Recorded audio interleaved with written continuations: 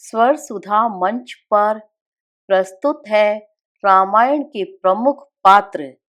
आज हम जानेंगे महर्षि वशिष्ठ के बारे में। महर्षि वशिष्ठ की उत्पत्ति का वर्णन पुराणों में विभिन्न रूपों में प्राप्त होता है।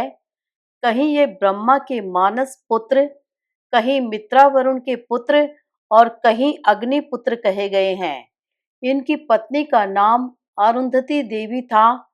जब इनके पिता ब्रह्मा जी ने इन्हें मृत्युलोक में जाकर सृष्टि का विस्तार करने तथा सूर्य वंश का पौरोहित्य कर्म करने की आज्ञा दी, तब इन्होंने पौरोहित्य कर्म को अत्यंत निंदित मानकर उसे करने में अपनी असमर्थता व्यक्त की। ब्रह्मा जी ने इनसे कहा, इसी वंश में आगे चलकर मर्यादा पुरुषोत्तम भगवान श्री राम अवतार ग्रहण करेंगे और यह पौरोहित्य कर्म ही तुम्हारी मुक्ति का मार्ग प्रशस्त करेगा। फिर इन्होंने इस धराधाम पर मानव शरीर में आना स्वीकार किया। महर्षि वशिष्ठ ने सूर्यवंश का पौरोहित्य करते हुए अनेक लोक कल्याणकारी कार्यों को संपन्न किया। इन्हीं के उपदेश के बल पर भगीरथ ने प्रयत्न करके गंगा जैसी लोक कल्याणकारी नदी को हम लोगों के लिए सुलभ कराया। दिलीप को नंदिनी की सेवा की शिक्षा देकर रघु जैसे पुत्र प्रदान करने वाले तथा महाराज दशरथ की निराशा में आशा का संचार करने वाले महर्षि वशिष्ठ ही थे। इन्हीं की सम्मति से महाराज दशरथ ने पुत्रेष्टि यज्ञ संपन्न किया और भगवान श्री राम का अवतार हुआ। भगवान श्री राम को शिष्य रूप में प्राप्त कर महर्षि वशिष्ठ का पुरोहित जीवन सफल हो गया। भगवान श्री राम के वन गमन से लौटने के बाद इन्हीं के द्वारा उनका राज्याभिषेक हुआ। गुरु वशिष्ठ ने श्री राम के राज्य कार्य में सहयोग के साथ उनसे अनेक यज्ञ करवाए। महर्षि वशिष्ठ क्षमा की प्रतिमूर्ति थे। एक बार श्री विश्वामित्र उनके अतिथि हुए।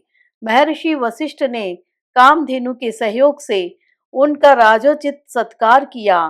कामधेनु की अलौकिक क्षमता को देखकर विश्वामित्र के मन में लोभ उत्पन्न हो गया। उन्होंने इस गौ को वशिष्ठ से लेने की इच्छा प्रकट की।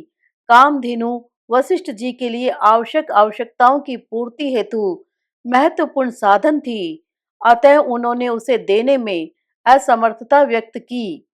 विश्वामित्र ने कामधेनु को बलपूर्वक ले जाना चाहा।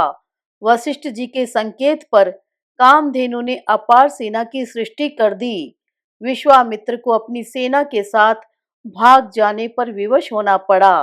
द्वेष भावना से प्रेरित होकर विश्वामित्र ने भगवान शंकर की तपस्या की और उनसे दिव्यास्त्र प्राप्त करके उन्होंने महर्षि वशिष्ठ पर पुनः आक्रमण कर दिया।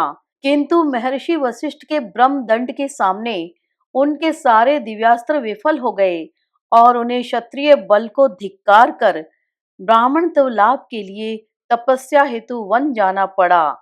विश्वामित्र की अपूर्व तपस्या से सभी लोग चमत्कृत हो गए।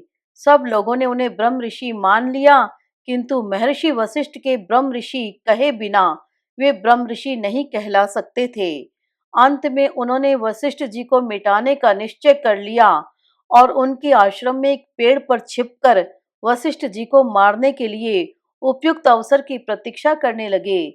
उसी समय अरुंधति के प्रश्न करने पर वशिष्ठ जी ने विश्वामित्र के अपूर्व तप की प्रशंसा की। क्षमा बल ने पशु बल पर विजय पाई और विश्वामित्र शस्त्र फेंककर श्री वशिष्ठ जी के शरणागत हुए। वशिष्ठ जी ने उन्हें उठाकर गले से लगाया और ब्रह्म ऋषि की उपाधि से विभूषित किया। इतिहास पुराणों में महर्षि वशिष्ठ के चरित्र का विस्तृत वर्णन मिलता है। ये आज भी सप्तऋषियों में रहकर जगत का कल्याण करते रहते हैं। जय श्री राम।